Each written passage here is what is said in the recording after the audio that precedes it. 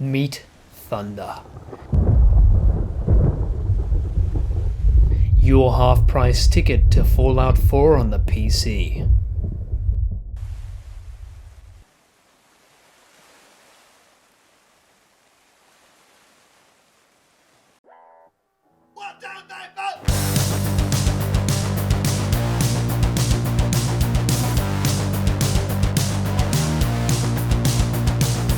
What makes up the guts of Thunder? First off, the case. We went with the absolutely stunning fractal design Archmidi R2. This is a slick case that, like most parts in the project, leave plenty of room for upgrades. Our processing and graphics comes from the A10 770K. It's nothing special, but its included graphics allows us to keep the price super low. It has 4 cores and R7 graphics built in. And best of all, it's an AMD chip that is unlocked, meaning if you're not satisfied, you can overclock it as hard as modern cooling permits. For power, we went with the Corsair VS550. These are rock solid power supplies, and this is definitely an area you do not want to cheap out on. 550 watts is a little more juice than we needed, but with a power supply it's always better to go bigger so that adding dedicated graphics later on is not a problem. The motherboard is a super budget oriented ASRock one, and we went with 2 cheap sticks of 4GB DDR3, and that makes up the 8 gigs required for the new Fallout. The hard disk is a 1TB red from Western Digital.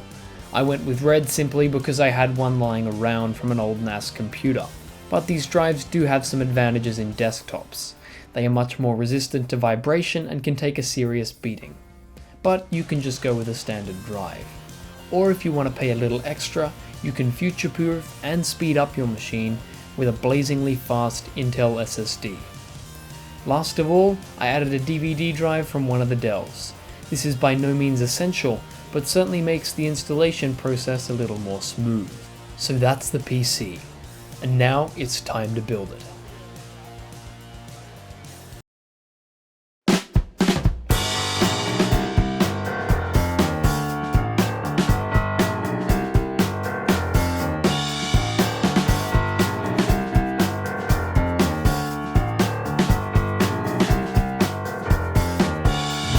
Sexy fractal case? Check. Black Edition A10 processor in the motherboard? Positive. Random access memory? A whole 2, 4, 6, 8 gigabytes of it. The terabyte? Oh, that's a juicy check. Power? 550 watts of it. KitKat? Checkmate. This thing is well and truly ready for Fallout.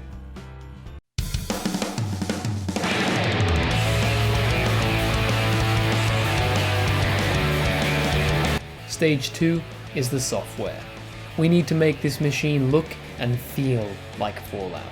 So we're going to add a fitting Fallout wallpaper and change our login screen using a little program called Tweaks Logon. Once we've done that, we're going to make a custom boot animation sequence in the Mac version of PowerPoint, Keynote. We're then going to export it as a movie and then put it into After Effects and ensure that there is around 105 frames and that it is running at 15 FPS. The resolution has to be 200 by 200 as well. After exporting our animation into a PNG sequence in After Effects, we'll then add these to our Windows boot changer and ensure everything is looking smooth. You don't have to go with an animation, and you're welcome to add just a static image if you like. We're also going to customize the text to make the machine a little more homey. Now, we'll set Steam to start on login and enter straight into big picture mode. Now we restart our PC and watch as it progresses from the custom boot screen into a loading desktop and then straight into our game in a matter of seconds.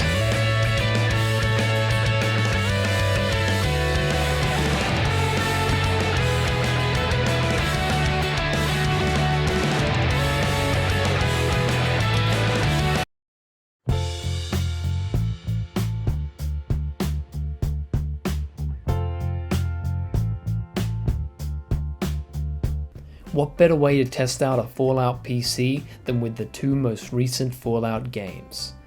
Before I go and leave you with the benchmarks, I thought I'd let you know that I have started a Twitter account, so if you want to stay updated with all the channel information and what's happening, you can follow Greenham Gaming on Twitter. Before we jump into the benchmarks though, I have a small warning. I have had to crank the graphics down to just about Xbox 360 level.